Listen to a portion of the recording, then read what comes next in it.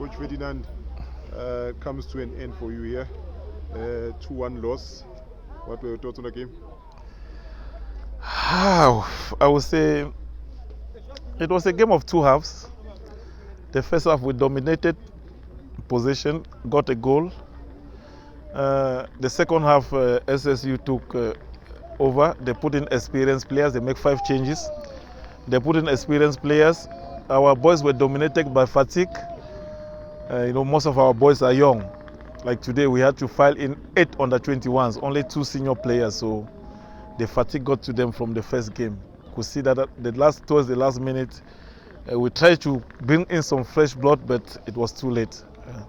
Like you say, Coach, you started well, but at some point they took control of the game and got the goal, and then you had to chase the game. Where do you think you lost control of the game and allowed them to dominate? Yeah, we lost control of the game in the midfield.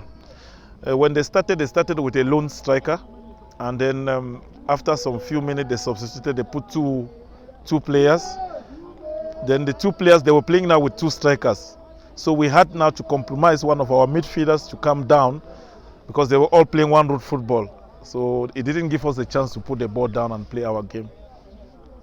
Coach, towards the end, you pushed more players forward and left spaces behind you, which they could have capitalized, but they missed a lot of chances. But you were rewarded and got a penalty. Unfortunately, you couldn't put it in the back of the net. Same story, yeah, same story. I remember our first year, that's 2 years ago, we had the same scenario. When we came to the playoffs, we 1-0 down, we got a penalty and missed. Still one of the boys of the development. And this year, the same story happened. Got a penalty, our trusted player, the one that scored the penalty in the first half, in the first game, he missed the penalty. So, yeah, it is football. It is football, and we just have to learn, go back to the drawing board, and I believe that one day our own chance will come. At the end of the game, some of the boys were in tears. You've just had a team talk with them.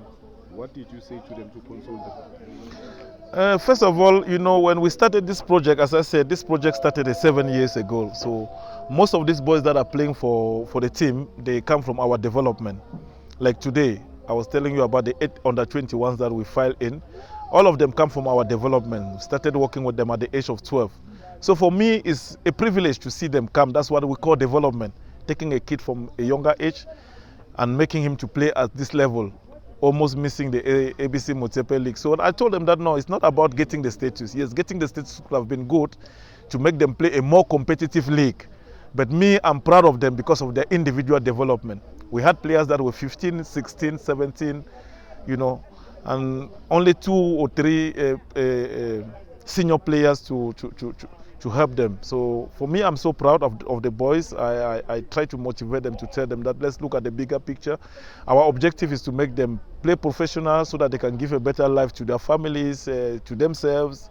That is the objective. So even if we are playing in the LFA and we manage to get players that go and play professional, I think that will be a big achievement for me, rather than getting the status. The status was just a bonus to play in the ABC Motepe League. That's what I told them.